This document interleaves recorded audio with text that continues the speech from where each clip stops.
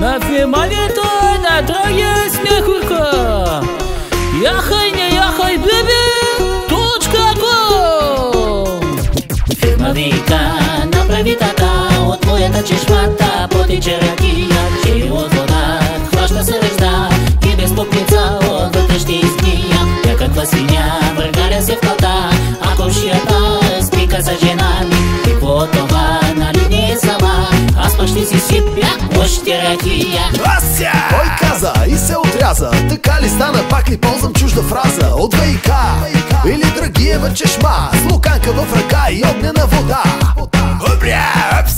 Ще се рапира. Хайде тая вечер някой да спонсорира за купона или нещо на пилона, но преди това закопчай си панталона. Тук е каубойски бар, служи противогаза, нямаш аватар. Приличам на газар, ти пък на клошар. Ай стига бе, спри да си снобар. Няма женки, кво? Пак ще се напия и ще карам колело. Ха наляво, ха надясно, бам в едно дърво. Ай стига бе, кога порасна то? Фирма вика, направи така, от твоята чешмата потече ракия, че от вода хваща се ръжда и без пупница отвътре ще изгния. Някаква свиня въргаля се в калта, а комшията спика с жена ми. Какво това, нали не е сама? Аз пък ще си сипя още ракия. 1, 2, 3, той ще пием пак на дискотека по-домашно и хоремак. Уау!